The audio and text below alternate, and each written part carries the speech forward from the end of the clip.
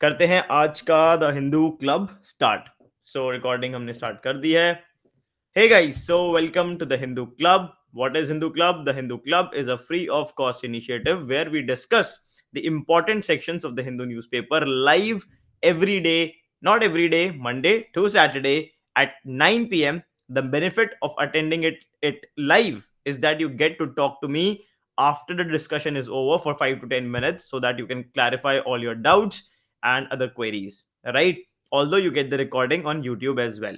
If you want to enroll into the Hindu Club, you can visit our website www.godsepadho.com.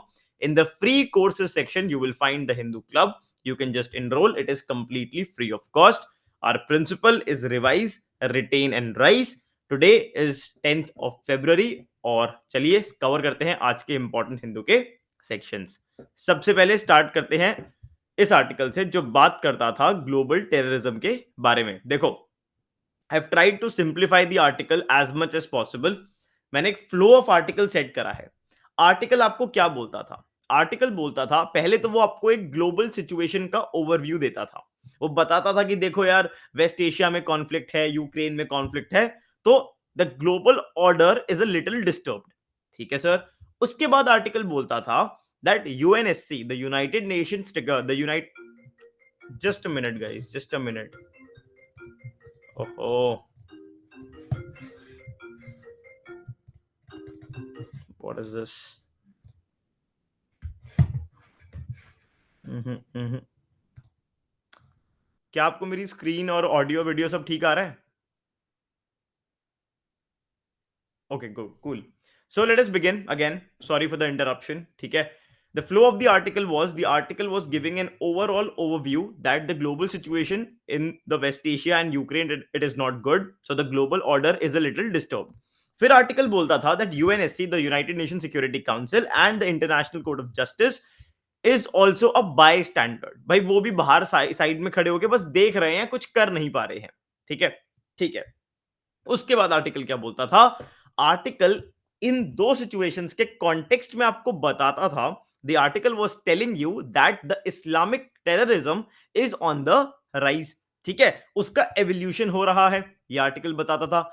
Article आपको warn करता था कि भैया इसका रिसर्जेंस हो रहा है, और वो सिर्फ बोलता नहीं था, आर्टिकल आपको एग्जाम्पल भी देता था। कौन सा एग्जाम्पल दिया? यूनाइटेड नेशंस का, यूनाइटेड स्टेट्स का। ठीक है। आर्टिकल आपको बताता था कि जो टेररिज्म है ना, उसका अब जो मोडस ऑपरेंडी है, जो नेचर है, वो चेंज हो रहा है। कैसे? देखो, सबसे पहले आर्टिकल बोलता था that new ways of hiring. USA में जो अटैक्स हुए ना, उसमें यूएस के जो मिलिट्री के लोग थे, जो वेटरन्स थे, वो कहीं ना कहीं इन्वॉल्व थे। उसके बाद डिजिटल रेडिकलाइजेशन, यानी कि आप सोशल मीडिया के थ्रू आज के टाइम पर यूथ को रेडिकलाइज कर सकते हो। इमर्जिंग टेक्नोलॉजीज का यूज, भैया ये शब्द इमर्जिंग टेक्नोलॉजीज तो हर जगह आप एआई को फिट कर दो, बस एक यूपीएससी की तैयारी रह गई है, अदरवाइज तो हर जगह एआई का यूज अब है ही है। अब टेररिज्म में भी है। कल हमने इकोनॉमिक सर्वे में बैंकिंग में उसका यूज देखा था। ठीक है। उसके बाद वो बोलते हैं डिसेंट्रलाइज अप्रोच, यानी कि अब कोई मास ऑर्गेनाइजेशन एक साथ इस तरीके से कोई टारगेट नहीं करती है। लोन वुल्फ अटैक होते हैं। लोन वुल्फ अटैक का मतलब एक बंदा दुनिया के किसी भी शहर में किसी भी कोने में बैठा है, आपने उसको सोशल मीडिया के थ्रू रेडिकलाइज कर दिया, अब वो हाइपर मोटिवेट हो गया और उसने जाकर कहीं पर बॉम्ब ब्लास्ट कर दिया। इसको बोलेंगे लोन वुल्फ अटैक। ठीक है जी। तो बस आर्टिकल बोलता है इस सब के बीच में the intelligence agencies and the government, it should be prepared for any contingencies. यही आर्टिकल डिस्कस करता था, इससे ज्यादा आपको नहीं पढ़ना था। ठीक है। उसके बाद दूसरा आर्टिकल आता है जो आपकी, जो अभी ये दिल्ली के इलेक्शंस हुए हैं, इसका रिजल्ट है, उसको डिस्कस करता था। आपको इसको नहीं पढ़ना। ठीक है। उसके बाद आर्टिकल आता है आपके साइंटिफिक रिसर्च के ऊपर। अगर आपको याद हो, एक टॉपिक बड़ा न्यूज में था, एएनआरएफ। किसी ने पढ़ा है उसके बारे में? हमने पढ़ाया भी था उसके बारे में। ठीक है। सिमिलर नोट पे आर्टिकल बोलता था कि कुछ स्टेप्स लिए हैं बजट ने साइंटिफिक रिसर्च के ऊपर। इसमें से एक बहुत इंपॉर्टेंट स्टेप है जिसका नाम है स्मॉल मॉड्यूलर रिएक्टर। इसके ऊपर एक डेडिकेटेड क्लास बनती है। तो करंट अफेयर्स पंचायत कोर्स में मैं आपको ये स्मॉल मॉड्यूलर रिएक्टर क्या होता है, इसको अच्छे से डिस्कस करके बताऊंगा। पर अगर आप आर्टिकल का फ्लो समझो ना, तो आर्टिकल बोलता है सबसे पहले क्या, कि भैया बजट में हम साइंटिफिक रिसर्च के ऊपर स्टेप्स ले रहे हैं। आर्टिकल बोलता है कि देखो इंडिया में प्रॉब्लम तो है, इश्यूज तो हैं। आर्टिकल आपको डेटा देता है that private sector 36% overall R and D में कंट्रीब्यूट करता है और इंडिया में 0.64% ऑफ द जीडीपी आरएनडी में जाता है। ठीक है, अब आर्टिकल ये बोलता है कि जब तक आपने इन चैलेंजेस को एड्रेस नहीं किया तब तक आपका फायदा नहीं होगा। तो एक जनरल रीडिंग के लिए ये आर्टिकल आपको बढ़िया रहेगा, इसको पढ़ना, समझ आए तो बढ़िया है, अदरवाइज नोट्स बनाने का एज सच कुछ है नहीं, ये चीजें आप इंडिविजुअली आगे चल के डिस्कस करोगे। ठीक है, उसके बाद आर्टिकल आता है भाई एरोस्पेस एक्सपो के ऊपर। इस पूरे आर्टिकल में एक लाइन लिखी थी, India will showcase a model of its fifth generation aircraft advanced medium combat aircraft AMCA. आप यूपीएससी का क्वेश्चन देखो 2024 का question, how many of the above are considered as the fifth generation aircraft. अगर आपको इसका answer मालूम है आप मेरे को चैट में जरूर बताना। ठीक है, इस टॉपिक को हमने पूरा डिटेल्ड में डिस्कस किया था, ये हमारे करंट अफेयर्स पंचायत के नोट्स का ही मैंने स्निपेट अटैच किया है। मैंने आप लोगों के साथ डिस्कस किया था कि किस किस जनरेशन के एयरक्राफ्ट होते हैं और जो फिफ्थ जनरेशन एयरक्राफ्ट है वो इंडिया के पास अभी तो नहीं है, हम डेवलप कर रहे हैं। लेकिन क्या कोई मुझे लाइव चैट में बताएगा कि सबसे बड़ा चैलेंज क्या था जो मैंने आपको डिस्कस किया था आपके साथ? सबसे बड़ा challenge in fifth generation aircraft को डेवलप करने में क्या था? आज भी क्या चैलेंज है? एनीवन? आई एम वेटिंग, बताइए। इनाक्षी रीयूजेबल जो था वो आपका जो लॉन्च व्हीकल्स थे उसके लिए था, जो स्पेस सेक्टर में हमने डिस्कस किया था। कपिल आपने बिल्कुल सही बोला, इंजन टेक्नोलॉजी। ठीक है, इंजन टेक्नोलॉजी था जो आज भी हमको बाहर से मंगवानी पड़ती है and we are dependent. So that is the problem, हमको इंडिजिनियस इंजन टेक्नोलॉजी पे काम करना है। बहुत बढ़िया। ठीक है, फिर आगे चलते हैं, एक और science related article, AI action summit. Paris के अंदर एक एआई एक्शन समिट होना है, उसमें इंडिया को चेयर करेगा। आर्टिकल बस इतना बोलता था कि इंडिया की यहां पर क्या प्रायोरिटी होनी चाहिए in the context of India's leadership of the global south. Article बोलता है सबसे पहले आपको डेमोक्रेटाइज करना चाहिए एआई के रिसोर्सेज को, यानी कि एआई के रिसोर्सेज। आई होप मैंने आपको जब एआई पढ़ाया था आपको मैंने बताया था कि जीपीयू लगता है एआई डेवलपमेंट के लिए। ठीक है, आपके पास वो प्रोसेसिंग एबिलिटी होनी चाहिए, वो रिसोर्सेज होना चाहिए, चिप्स होनी चाहिए। ठीक है, तो वो चीज एक्सेसिबल होनी चाहिए सारी कंट्रीज के पास। उसके बाद दूसरी चीज कि जो आपका एआई है ना, उसकी उसका जो यूज केस है, जो ग्लोबल साउथ की प्रॉब्लम्स हैं, क्या वो एड्रेस कर पा रहा है? बिकॉज ग्लोबल साउथ की यूनिक प्रॉब्लम्स हैं, तो क्या वो उसको टारगेट कर पा रहा है? ठीक है जी।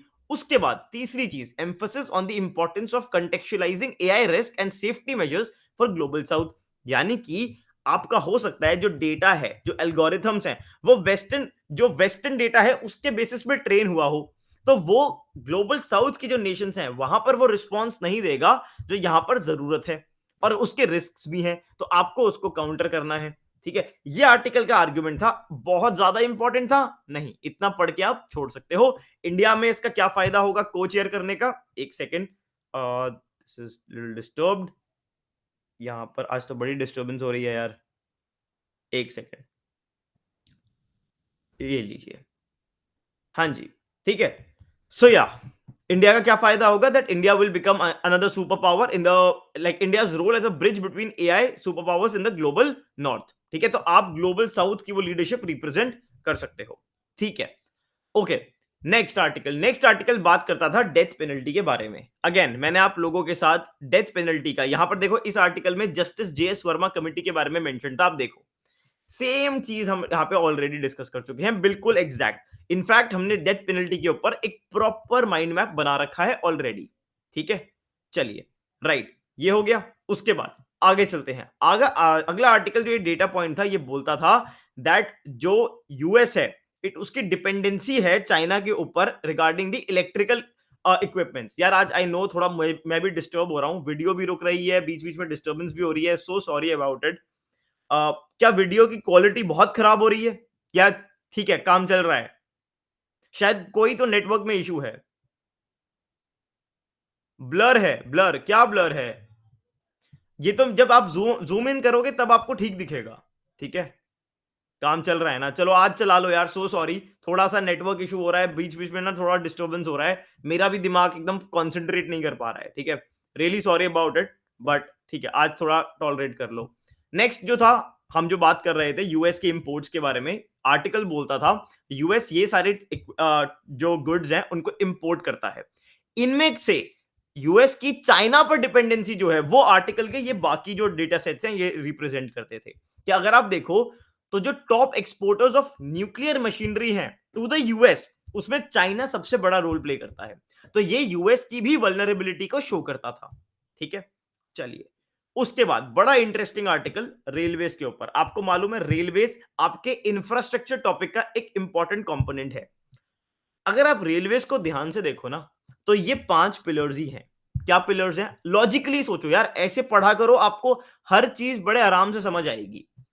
एक पॉइंट ए है, एक पॉइंट बी है। सबसे पहली चीज क्या होनी चाहिए? सबसे पहली चीज होनी चाहिए कनेक्टिविटी। इंडिया में जितनी रीजन्स हैं एक वेल कनेक्टेड रेलवे नेटवर्क होना चाहिए। यस या नो? बड़ा सिंपल कॉन्सेप्ट है। दूसरी बात, जो इंफ्रास्ट्रक्चर है वो अच्छा होना चाहिए, जो स्टेशन हैं वो वेल डेवलप्ड होने चाहिए। दूसरा कंपोनेंट ये हो गया। तीसरी चीज देखो, अब आपने इंफ्रास्ट्रक्चर डेवलप कर दिया, कनेक्टिविटी बना दी। जब रेलवे ट्रैवल होगा तो रेलवे ट्रैवल प्रॉफिटेबल होना चाहिए। प्रॉफिटेबल होना चाहिए, रेलवेज को कॉस्ट ऐसा ना हो कि रेलवे बेचारी लॉस में ही चल रही है, तो रेलवे भी प्रॉफिट कमाए। सेफ होना चाहिए और कंफर्टेबल होना चाहिए। आप एक बात बताओ, सेफ्टी के लिए आपने देखा होगा कवच हम पढ़ते हैं, कवच सिस्टम हमने पढ़ा भी था। ठीक है, आप कितने भी मेजर्स देख लो जो रेलवेज में आपको न्यूज़पेपर में दिखेंगे, वो इन 5 पिलर्स के अगेंस्ट ही होंगे। जितने भी टॉपिक्स आप पढ़ोगे ना वो इन 5 पिलर से रिलेटेड होंगे। आप बोल रहे हो नए वंदे भारत एक्सप्रेस ट्रेन आ रही हैं, तो आप क्या कर रहे हो? आप सिर्फ कंफर्ट इंप्रूव कर रहे हो, आप कनेक्टिविटी इंप्रूव कर रहे हो, है ना? तो जो भी चीज होगी वो यही होगी। That is it. एंड इसके ऊपर आपको पूरे रेलवेज को एक जो हम बोलते ही हैं, अगर हमको जीडीपी को इंक्लूसिव और सस्टेनेबल करना है, same applies to railway.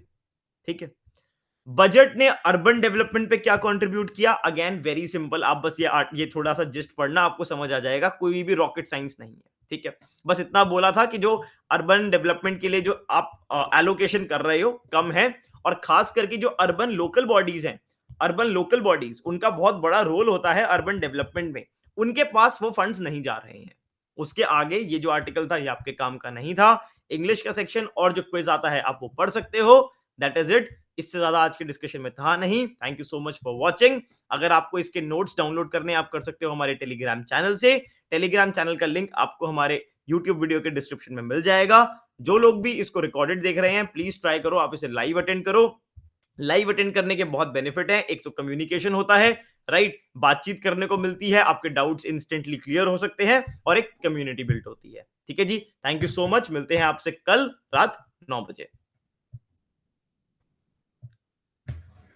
So sorry यार, आज तो